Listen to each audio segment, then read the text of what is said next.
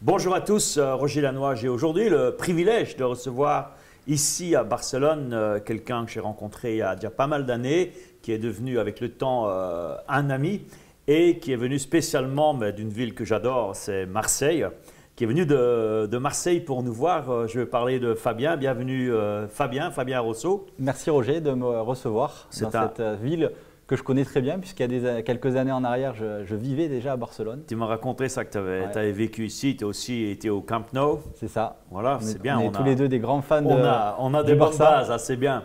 Peut-être pour ça qu'on s'entend bien aussi. Peut-être. Et également, mais tu es quelqu'un qui est vraiment un exemple de réussite en marketing de réseau, parce qu'en 4 ans et demi, eh bien, dans ta société, tu es devenu un des top earners. Donc, earner en français, c'est des top gagnants financiers, dollars, ou euros, on s'en fout. Dollars ou euros de toute la société, donc au niveau international. Et tu es la personne qui a le plus gros réseau sur l'Europe, c'est bien ça? C'est ça. En 4 ans et demi. En 4 ans et demi, oui. C'est allé très vite. Ça allait très vite parce que, généralement, pour arriver à avoir ce type de réseau et aussi être dans ce top revenu, eh bien, ça prend 10 ans, 15 ans, 20 ans, parce que je connais pas mal de marketeurs qui ont de très longues années d'expérience, mais ils ont mis beaucoup de temps pour arriver à ton niveau. C'est quoi ton secret? Je crois qu'il n'y a pas juste un secret spécifique. Je pense que ce qui est important, c'est déjà de travailler sur soi. Pour vraiment devenir la meilleure version de soi-même. Qu'est-ce que tu appelles travailler sur soi? Le développement personnel, donc travailler sur mon niveau de confiance. Donc je pense qu'avant de démarrer le marketing de réseau, je n'avais pas beaucoup confiance en moi et c'est un paramètre que j'ai travaillé. Pourtant, tu m'as dit que tu avais travaillé pas mal comme commercial avant. Ouais, mais donc un commercial, théoriquement, il doit avoir confiance en lui. C'est ça, mais par exemple, il y a quelques années en arrière, parler en public, c'était quelque chose qui m'était très difficile. J'étais stressé, etc. Aujourd'hui, c'est devenu un peu une routine, donc du coup, ça va, quoi, on gère beaucoup mieux. Mais le développement personnel, travailler sur soi, travailler sur son niveau de confiance, son niveau de certitude, c'est important. Travailler sur l'estime de soi aussi, donc mieux communiquer avec soi, c'est plus simple. Langage interne. Mieux communiquer avec les autres.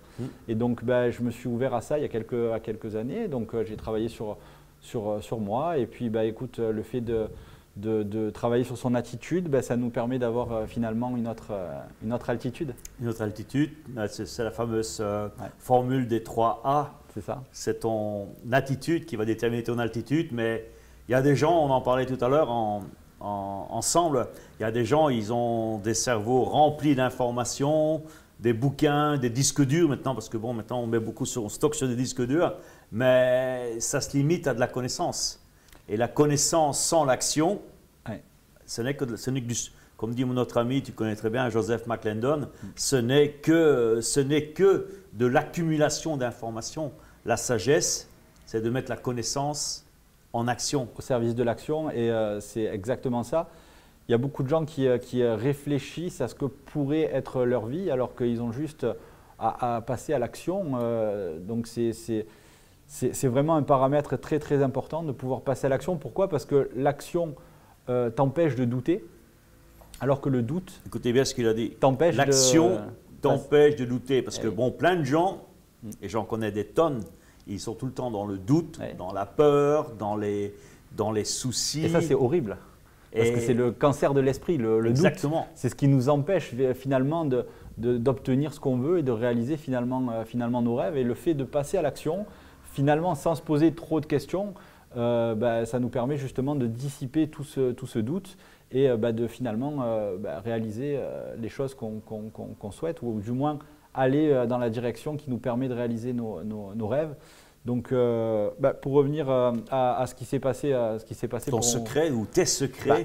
Je crois que j'ai beaucoup mis mon focus sur les événements de la compagnie. C'est vrai qu'au début, quand j'ai démarré l'activité, je n'étais pas très coachable et je voulais le faire à ma manière, et ma manière, ça ne marchait pas. Donc on m'a dit, écoute Fabien, ce qui est important, c'est que tu mettes en place des événements. Je voudrais revenir là-dessus parce que je sais que beaucoup parmi vous, vous êtes en marketing de réseau et c'est souvent le gros challenge. On croit qu'on sait tout. C'est vrai.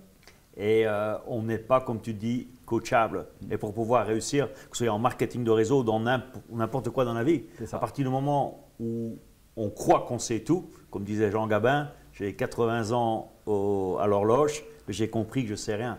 Et la clé, justement, c'est d'être, comme on dit en anglais, être coachable, être coachable. Et ça a été, je crois, pour toi, une grande prise de conscience, ça a été une grande breakthrough. Clé, parce que certainement que si j'avais laissé mon ego dominer et finalement diriger, je ne serais pas devenu coachable et je n'aurais peut-être pas obtenu les résultats que je voulais obtenir. Donc à un moment donné, j'ai mis mon ego de côté. Je me suis dit, écoute, la personne qui te conseille de faire des événements, de mettre en place des choses, elle a des résultats que tu veux, que tu souhaites. Donc j'ai commencé à écouter des gens qui ont obtenu ce que je veux. Et donc du coup, j'ai commencé à mettre en place des événements. Donc c'était des petits événements au début. Et par la suite, on les a fait grandir. Donc l'importance des événements dans le domaine du marketing de réseau, je pense qu'ils sont considérables. Donc c'est très très important de mettre en place des présentations. Ça peut être chez soi, dans son salon, inviter des amis.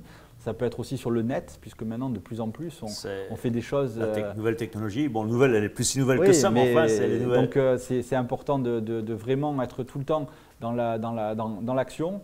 Et puis, donc, écouter ceux qui réussissent, être coachable, encore une fois, ça, je crois que c'est vraiment une clé.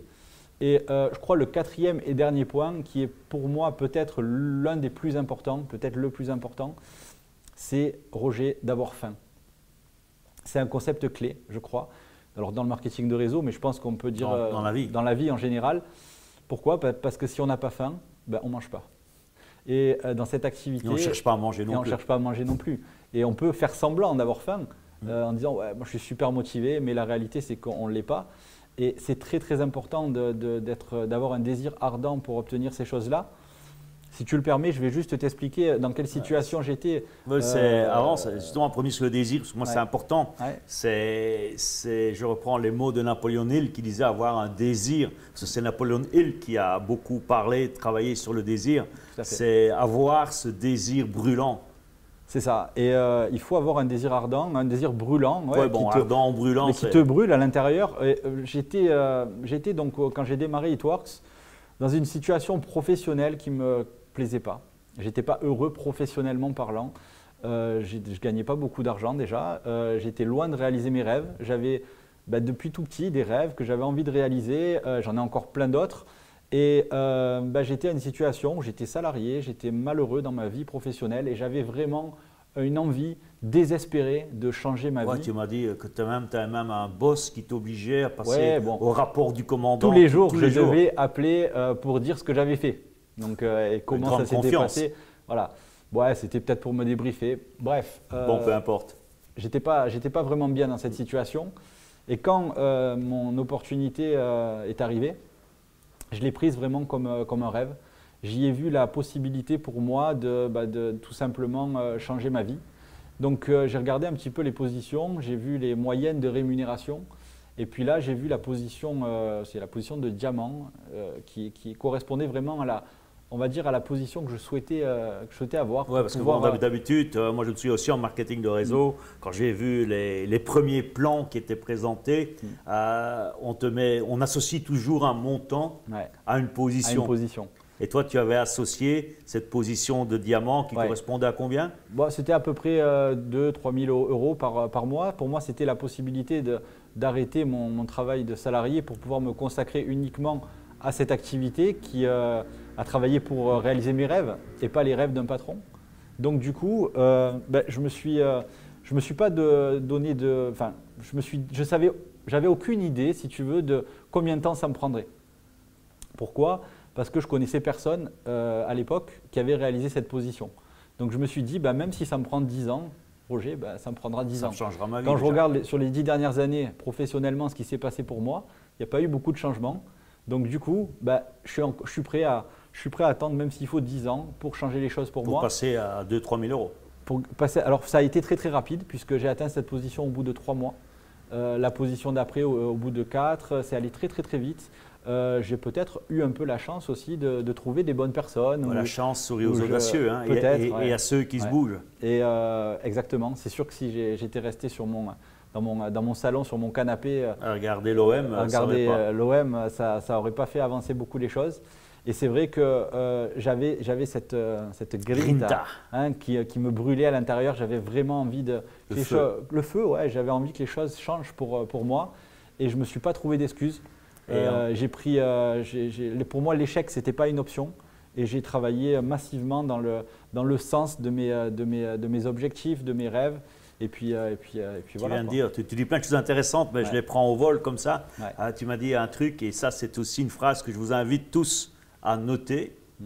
Tu as dit, l'échec n'était pas une option pour moi. Ouais. Qu'est-ce que tu ferais? Qu'est-ce que vous feriez de votre vie si vous étiez sûr de ne pas échouer? Vous étiez sûr de gagner. Et ça, c'est une question pour moi qui est hyper puissante. Ouais. Parce que la plupart des gens, ils bloquent parce qu'ils ont peur d'échouer. Et du coup, qu'est-ce qui se passe? On démarre une activité, si on est dans cette, on va dire, dans cette configuration psychologique où on a peur d'échouer, et on se laisse une porte de sortie, où on se dit, je vais le faire, mais au cas où ça ne marche pas, j'ai déjà trouvé une solution. Je vais prévoir peut-être un plan B. Pour moi, le plan B détruit automatiquement le plan A. Exactement. Ça veut dire quoi? Ça veut dire que soit je réussis, soit je réussis. La possibilité j'échoue n'existe pas. Et donc du coup, je ne sais plus qui c'est qui disait ça, qui disait brûlez les ponts qui sont derrière vous. Napoléon Hill. Voilà, et vous verrez comme il est aisé. C'est ce qui m'a fait quitter la banque. Et bien voilà, vous verrez comme il est aisé d'avancer. Et c'est vrai que quand tu vas sur une île, si tu brûles le bateau, du coup, tu dois gagner. Tu n'as pas le choix. Et donc du coup, je pense qu'il faut agir de façon à uniquement envisager la réussite et pas envisager la défaite, la déroute. Donc je vois des gens, moi, qui par exemple ne publient pas sur Facebook en se disant non, c'est mon espace privé, je ne veux pas trop parler de mon activité. Pourquoi? Parce qu'inconsciemment, ils se disent si un jour ça ne marche pas ou ça foire, je vais passer pour un imbécile devant mes amis. Et donc du coup, je suis malin. Je vais prévoir la peur du rejet, la peur qu'est-ce que les autres vont penser de moi? La peur de l'échec aussi. Ouais. Et donc du coup, ils ne se donnent pas tous les moyens pour réussir. Je crois qu'il faut vraiment prendre cette opportunité, enfin son opportunité à bras le corps. Il ne faut pas être égoïste dans son engagement. Et c'est une des clés, je pense, qui en tout cas, moi, m'a permis d'être là où j'en suis. Et justement, tout à l'heure, tu disais, je reviens un peu en arrière, tu disais c'est les événements. Ouais. Je voudrais revenir sur les événements parce que en marketing de réseau, mais il y a notre leader généralement, mais toi tu es le leader, tu as le leader normalement qui crée des événements pour son équipe, pour son groupe, soit pour développer, développer le réseau ou développer les compétences. Ensuite, tu as un autre type d'événement. Ça, c'est des événements hyper importants. Et là, c'est au leader à créer l'événement, ce que tu fais très bien. D'ailleurs, je crois que tu continues ta route sur Valencia. Exactement. Parce que là-bas, tu as plein de trucs. J'ai une petite équipe là, qui se développe. Et d'ailleurs, samedi, là, on fait une petite présentation publique où je me challenge puisque je vais la faire en espagnol. Wow, génial. Et je sais que tu vas faire ça super bien, Peak State. Alors, tu as les autres événements. Tu as les événements organisés par l'entreprise. Par la société du réseau. Exactement. Et là, c'est là aussi que ça se passe. Ouais. C'est là qu'il y a l'enthousiasme, c'est là qu'on voit les réussites des autres. Parce que souvent, moi j'ai remarqué ça quand Moïse me dit toujours, l'important c'est de vendre des événements et amener ton équipe dans les événements. Et moi je fais le boulot qui me disait Moïse. Ouais. Et là, les gens, ils voient des exemples de réussite. Et souvent, c'est plus parlant que si toi tu racontes, parce qu'on dit ouais, bon, ou moi, dit oui, il a dit ceci, il a dit cela, mais si c'est quelqu'un qui vient de démarrer et qui parle de son succès, c'est beaucoup plus parlant. Je suis complètement d'accord avec ça. On a besoin de concret.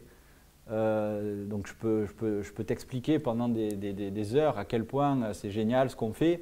Quand tu vas voir des gens et un panel de personnes qui vont témoigner et qui vont t'expliquer ce qui s'est passé pour eux, ça aura beaucoup plus d'impact. Pourquoi? Parce que ça sera concret.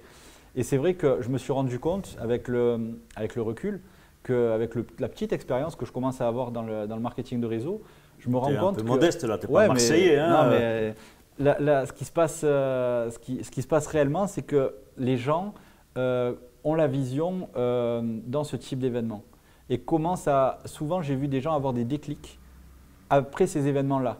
Et c'est quelque chose qui est vraiment récurrent, où je vois des distributeurs qui me disent « J'ai assisté à tel événement, j'ai vu telle personne aller sur la scène expliquer telle chose, il y avait 2000, il y avait 3000, il y avait 20 000 personnes, c'était un truc gigantesque.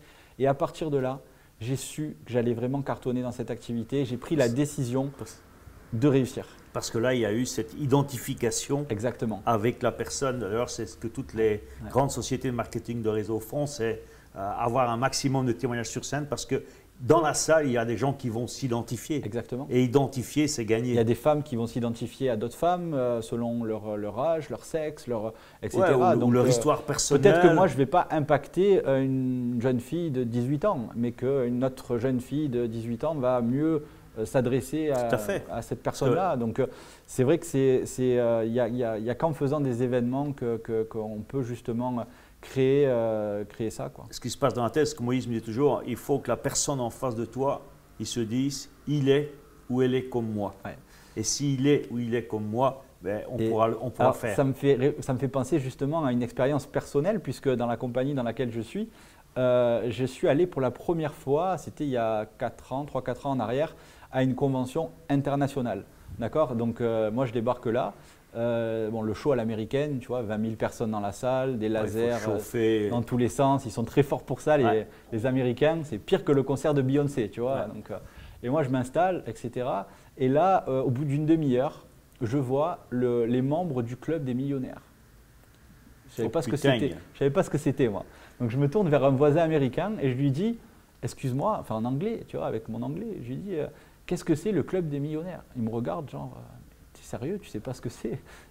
Il me dit, bah, ça, il y avait une trentaine de personnes, c'est les gens qui ont fait millionnaire avec la compagnie. Et là, pour moi, ça a été comment te dire, un déclic. C'est plus qu'un déclic, parce que je crois que j'étais en ébullition interne, j'étais en pleine explosion, tu vois, ça se voyait pas à l'extérieur, mais à l'intérieur, ça bouillait. Je me suis dit, en fait, je savais pas, je me suis dit, mais en fait, il y a des gens qui ont fait millionnaire avec ça. Avec ce business. Et quand j'ai vu, on va dire, ces personnes-là, franchement, c'est pas pour être méchant, mais je me suis dit, en voyant un ou deux, je me suis dit, si lui, il l'a fait, je peux le faire aussi, tu vois. Et donc, du coup, ça a été très, très, très impactant pour moi d'assister à cet événement et de voir ça. Donc, tu vois, là, je n'avais pas prévu de parler de ça. Non, c'est pas grave. Mais ça me vient à l'esprit, freestyle, tu vois, on est en freestyle. Et c'est vrai que c'est super important d'assister à ces événements-là, quoi. Et alors, il y a un troisième type d'événement aussi, sur lequel je voudrais qu'on termine cette interview, parce que je sais que tu l'as fait et tu mobilises tes équipes aussi pour venir, c'est assister à des événements extérieurs pour continuer à booster le développement personnel. Je sais que tu as fait plusieurs séminaires avec mon ami Tony Robbins, UPW. C'était quand ton premier UPW? C'était il y a 4 ans. 4 ans à Londres. À Londres, l'UPW. Donc, je sais que tu reviens maintenant régulièrement, mais bon, tu viens, comme je sais que tu es quelqu'un qui a un grand cœur, tu n'es pas égoïste, tu ne viens pas tout seul. Je partage. Donc, tu partages. Évidemment, on vient avec les gens qui souhaitent changer leur vie. Changer leur vie et qui on ne l'impose pas. Hein, c'est le libre choix. Je crois que c'est en fonction de son timing, dans sa vie, de ses envies aussi. Et donc, effectivement, je suis allé à l'UPW pour la première fois de Robbins. Il y a 4 ans en arrière, et ça a été une révolution dans ma vie. Je pense que sincèrement, ça m'a permis d'exploser à ce point-là dans mon activité, parce que ça m'a ouvert vraiment le champ du possible, travailler sur mes peurs, ne plus être victime de mes peurs, mais les contrôler. Danser avec la peur. Danser avec la peur, hein, donc…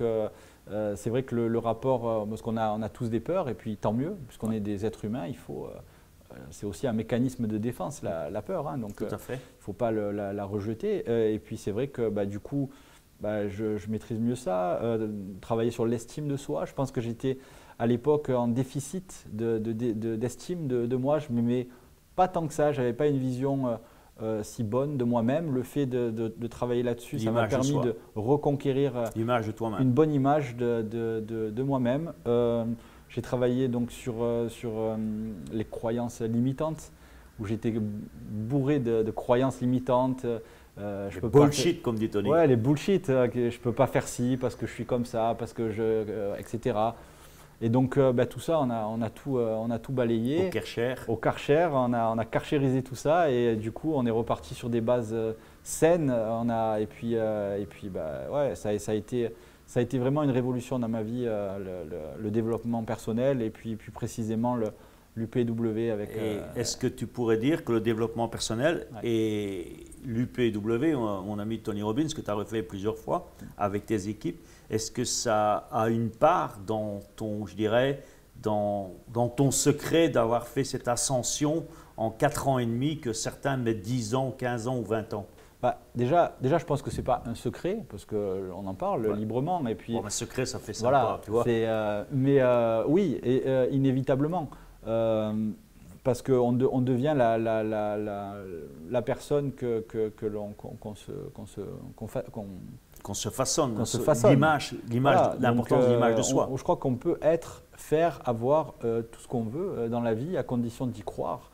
Et je crois que ça a été un point de départ très important. Je pense que sans ces séminaires avec Robbins, j'en serais pas là où j'en suis. Pour moi, c'est une certitude, c'est une évidence. Donc, bien évidemment, c'est important de travailler sur soi, travailler sur son niveau de confiance, de certitude. On sait que les gens sont attirés par les gens qui dégagent de la certitude. Si tu sais, Roger, je t'invite à développer mon activité, ou si je te parle de mes produits, ou si je te dis, mais sans beaucoup, on va dire sans beaucoup de certitude, avec de l'hésitation, du doute. Je ne pense pas que tu aies envie de me suivre dans mon activité. La certitude ou le doute. Alors que si j'ai évidemment beaucoup de certitude et que beaucoup d'enthousiasme, il y a quelque chose d'énergétique qui se passe et tu vas avoir envie de me suivre, tu vois, dans ce que je fais. Donc inévitablement, ça va avoir un impact. C'est pour ça que souvent, ce n'est pas souvent les gens les plus intelligents, avec les plus grands QI, qui réussissent le mieux, que ce soit dans le marketing de réseau ou dans les affaires, mais c'est les personnes qui dégagent cette énergie, qui ont cette vibration, comme tu as dit aussi tout à l'heure, qui ont faim, qui ont ce désir. Et surtout, qui sont les plus déterminés. La détermination. Et je pense que si j'ai une qualité, ça serait plutôt, c'est peut-être l'une des meilleures qualités que j'ai, c'est la détermination. C'est-à-dire qu'il ne faut rien lâcher. Il y a eu tellement de fois où j'étais en situation d'échec, où je n'avais pas le résultat que je voulais, mais je n'ai jamais lâché. J'ai toujours persévéré. Et tu as raison dans le fait de dire que ce n'est pas forcément les gens les plus intelligents ou les plus brillants qui réussissent, ce sont les plus persévérants. Ouais, parce que les autres ils se posent trop de questions souvent. Et puis à un moment donné, ils peuvent lâcher l'affaire. Moi, je n'ai jamais rien lâché. Je suis allé jusqu'au bout. C'est comme en sport, on le dit souvent quand je coach des sportifs, tu lâches rien. Non. Tu vois, ça c'est la phrase clé, tu lâches rien. Parce que si tu lâches, tu es mort. Si tu lâches le match, tu l'as perdu. Et quand tu regardes un petit peu tous les gens, on ne parle pas que de marketing de réseau, mais qui ont réussi, qui ont eu des réussites extraordinaires dans leur vie, ce sont des gens qui n'ont pas lâché l'affaire, qui ont été très, très, très persévérants. Quand tu vois que Walt Disney, il a fait, je crois, 300 et quelques banques. Ouais, 302 d'après l'histoire. Mais tu imagines, je veux dire, ne serait-ce qu'en faire 50. Déjà, s'il y en a de ceux qui en font 5. Mais déjà, je veux dire, je mets au défi n'importe qui. Donc forcément, et puis des exemples comme ça. Je fais ma banque, je fais la banque du voisin, etc. Et après, j'ai 3 noms, j'arrête. Exactement. Et tu te rends compte que toutes ces personnes avec une grosse réussite, ce sont des personnes qui ont eu une grosse détermination. C'est un dénominateur commun. Et donc, je pense que ça aussi, ça fait vraiment partie des clés du succès, quoi. Super.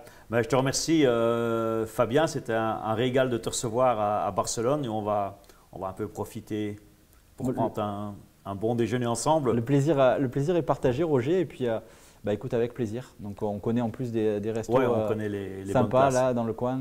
Okay. On va aller manger un bout ensemble. Super. Merci, Fabien. Merci, Roger. Et à bientôt. À bientôt.